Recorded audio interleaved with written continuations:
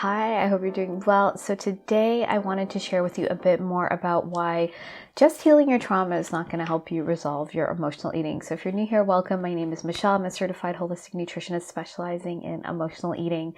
And I wanted to talk about this because I've had clients that have worked through trauma, have done different layers of this work, and it doesn't help them resolve their emotional eating. And while I love talking about trauma, and we do address specific trauma inside of the emotional eating evolution program, it's not everything. And a lot of the times what we're doing, it's not in a container specific to our emotional eating pattern.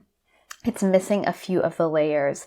And so, I've had clients that have done psychedelics to help with trauma. They have done somatic work to help with trauma. They have gone to trauma therapists. And so it is a piece of the puzzle, but it is not the full picture.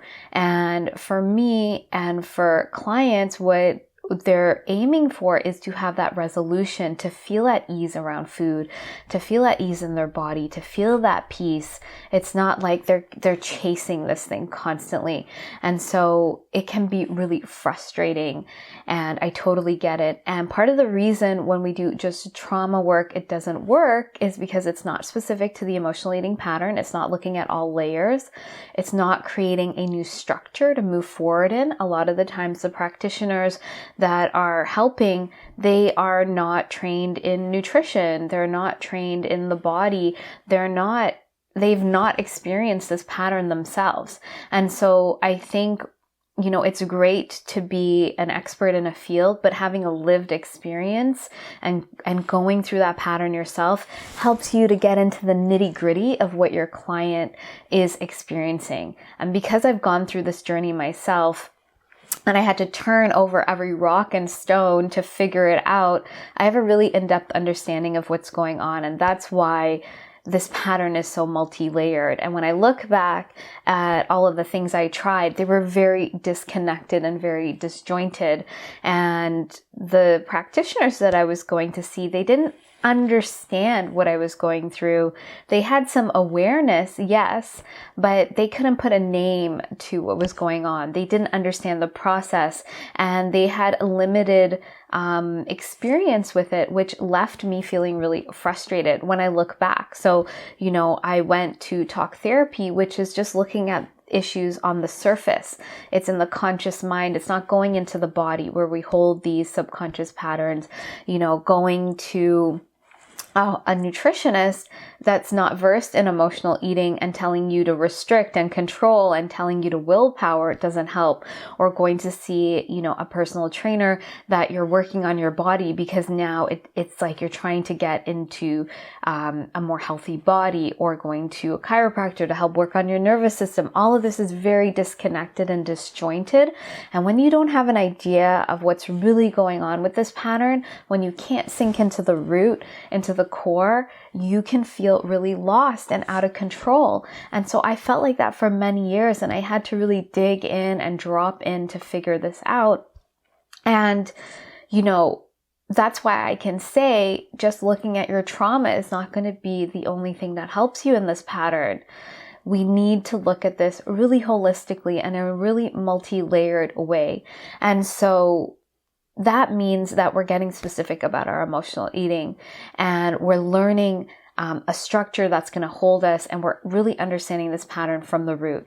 So emotional eating is a coping mechanism. It is something we used or we developed at a really young age. I just see this time and time again with clients when we do the deeper work. This pattern comes from childhood, and it doesn't look like what it looks like today. You're not sitting around eating bags of chips. It's really rare that we get to a core sort of situation like that. It's all of these little micro things building up over time where we didn't have our needs met, and we're trying out how to find and meet our needs. And now we're stuck in this pattern of emotional eating. So we developed this coping mechanism because whenever discomfort or stress or uncomfortable emotions came up, we had no resolution. We had to learn to cope and soothe and distract and numb out and get away from these emotions because they're uncomfortable. Feeling our emotions or going through that experience of challenges of life, they're uncomfortable. And just imagine as a small child, how much more bigger it seems, how much more out of control it seems, because your perspective and perception is just so different as a child versus an adult. And if you have adults in your lives dismissing that, making it seem like it's small, like you're making a big deal, ignoring you, well, you start thinking, yeah, something is wrong with me. And so you start shoving it away, because we really depend on our parents and caregivers to give us that safe space, that acceptance, that love, that validation. And we don't want to be rejected. And so this pattern comes from trauma. And I don't want you to be afraid of the word trauma. Yes, we've all experienced a spectrum of trauma in our lives. That's a human experience, but we can move through it. We are meant to move through it when we have the right tools and guidance. And so we can think of trauma. We think of all the big T traumas, the big typical things you think of. They're part of the spectrum of trauma. Trauma with the small t is more of the smaller things that I mentioned, being ignored for your emotions, being told that you're overreacting. All of these things, they can be told to us. And even in a therapeutic setting, we could be made to feel like we're overreacting. Like I've had coaches that when you don't have a child and you don't understand the perspective of a child, you can start dismissing an adult that is feeling these emotions as well. So I want to say everything you're feeling is valid. It's true for you. Your perspective might need some shifting, but what you're experiencing is true, and we need to start at that place. And so trauma can be, kind of those insignificant things. They're not insignificant. They're part of the pattern. They build up. I've worked with clients where, you get to that big kind of traumatic event, but it was building up under the surface over time in your relationship and how you were ignored. And when we really get to the root, it's like that bigger issue has smaller iterations. It didn't just one day you had this big, it can be, but it's not necessarily. And so, yes, that experience, that event is significant. But when we have this coping mechanism with food around this, we now have a very unhealthy relationship to food, and then to our body and to our emotions. They're all interconnected for various reasons. Of course, with food, because now we're using food to cope.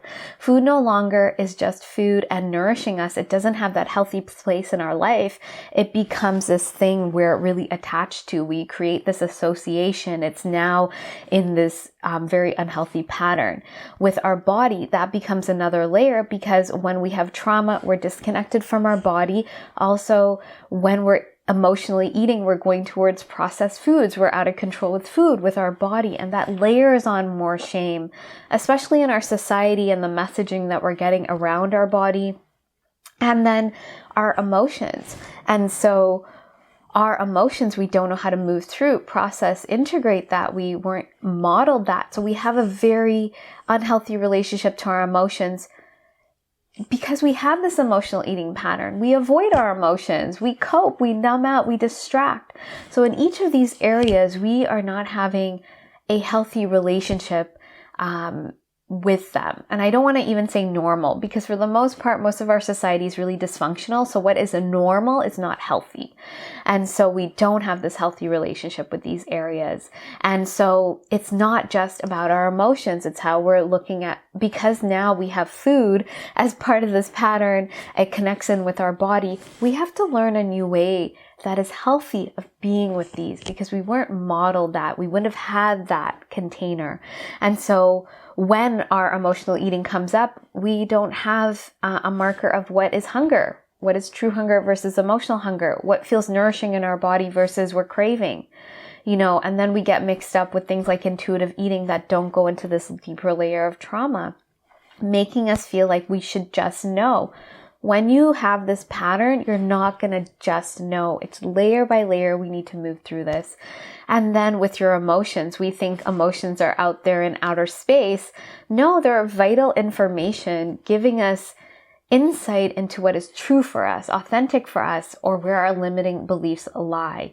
And so our parents and caregivers, our society is not directing us into this way. It's actually distracting us from this for the most part. And it is a process where we now have to look at these areas and start piecing together this.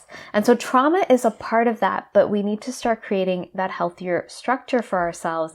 And because the emotional eating pattern is so multi-layered and multifaceted, doing one thing is not going to it's not going to be the solution. So like I mentioned, I've had clients that do the trauma work, or they're just moving through their emotions, but then they're lost about how to nourish themselves. They're lost about their body. They're lost about, and if you're lost about your body, you're lost about your emotions, because when you're really connected to your body, you're going to actually feel the sensations and notice those emotions and that pattern in your body. And this is something we need to learn, because at a young age, we weren't just born knowing this. We were born having emotions, yes, but we need our parents or caregivers to help us regulate our nervous system, to guide us through this process and create that safe space so we can move through this discomfort. Their nervous system would have helped regulate ours. But for the most part, when we're dysregulated, we're in an emotional state, our parents are then triggered into their own trauma and they want to shut us down. And so this pattern repeats, or they go and they have their own coping mechanism, or they're teaching us to emotionally eat. The capacity is not there. And that is sadly just where we're at in our society. And, for whatever reason, that's what's happening. And, that was my experience, and that's the experience of my clients. We didn't have this, but it doesn't mean you're broken or something's wrong with you. There's resolution. And, this is not about going to therapy for 15 years. It's not about, sticking to the diet through willpower. It's not about killing yourself at the gym. It's not about any of these things. It's not about having a surgery or taking a pill because your body is broken. It's about getting to the root of this, but in a way that is understanding the pattern, looking at all of the layers. This work is really profound. I see clients go through this process. They come in really lost. They've tried all the things, the diets, and they've done the trauma work and the intuitive eating and all of that. And, they can have a combination of what I've talked about, not just the trauma work, but trying to figure out their body. And they don't have the right structure to tune into how to nourish themselves, how that feels in their body. They don't have the specific step-by-step way. It's like being a child all over again. It's learning a new way. Yes, as a child, if you had this, you would have been really in touch with it. It would have been easier to learn, but we don't. We have this whole coping mechanism and this relationship for decades now, clouding our innate awareness and our intuition and distorting it. And so we need to learn step by step how to relate back to food, to our body, to our emotions while doing the deeper work. So we're doing the deeper work, and as we do the deeper work, we're creating a new way forward. And so when you just do trauma work and you don't have a new way forward that is connected to you and someone knowing how to guide you in connecting back to food and your body and your emotions and holding that space and container, you are lost and flailing in the wind. Yes, you might have released some trauma through your psychedelic sort of trip and through your somatic work. But where does that leave you? What is the path forward? What is the structure forward that connects you back to you? How do you know that? We think all of a sudden it's going to pop into our head because we're intuitive. No, we need to learn things. We're here on earth. We need to learn things and experiment and figure out what works and have a model. That's what our parents and caregivers are there for. They modeled something to us. And now we have to find a new model that works for us specifically. And there are so many out there, but we need to figure out a way to find a model that works for our unique self. And so there are key ways of doing that. And so when you do the trauma work, you might get some insights and guidance depending on your experience in life. But if you haven't really, you're still confused about food and your body, you're not going to have a way forward. You're not going to really see how the pattern goes in. And so I get it. It can be really frustrating because you know all of these things, but they just don't fit together. And so that's why we need a specific way, really seeing this pattern. And so the beauty of the emotional eating evolution program is that I've just seen so many clients go through this.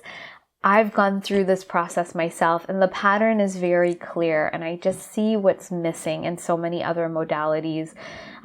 When people are helping you that haven't been through this, when they don't understand the deeper layer and the core, it can be really confusing, and you think something's wrong with you and you've tried everything, but it's not the case. I've just seen this work for so many women. So if this has given you any insight and ahas, I'd love to hear it. What I'd like to say is if this is resonating for you, you're ready to finally resolve your emotional eating from the root. You want to shift your relationship to food, to your body, to your emotions, to finally get to that ease and peace, then it's important that you have a container, a structure, a method to guide you step by step as you're moving through each of these layers. And it's not scary when you have a transformational process, it lands in your body. I just hear from clients, it's like they drop in and they finally have hit the nail on the head and they feel the process and it takes over. They start embodying it. It's not thinking about food. It's not, forcing themselves to do anything. There is no shame. It's about really unfolding that natural process in your body with a lot of guidance and deeper tools to really clear this at the root. So if this is resonating for you and you'd like to start on that journey to resolving your emotional eating, I'd love to invite you to find out more about the Emotional Eating Evolution program. I will put the link below. And if this is resonating for you and you're ready for the next step, that would be to book in a free 45-minute clarity call. On this clarity call, we find out more about you, what you've tried, what you've struggled with, what your vision is, and how we can help you bridge that gap, give you a lot of insight and clarity on what's sort of missing to bridge that gap, what's been blocking you, so that you gain a lot of insight and clarity into why you've been stuck. Even if you've tried everything, it becomes very clear. And with this clarity, there's a sense of hope and faith and motivation to move forward, whether you decide to work with us or not. And of course, that's going to depend on you. And so whether you decide to work with us or not, you're going to gain a lot of clarity from this complimentary call. So if that's of interest to you, you can book in that call at the link below as well. So thank you so much for watching. If you have any questions, please let me know. Please be sure to like and subscribe if you haven't, and I look forward to sharing more with you, and I hope you have a great day.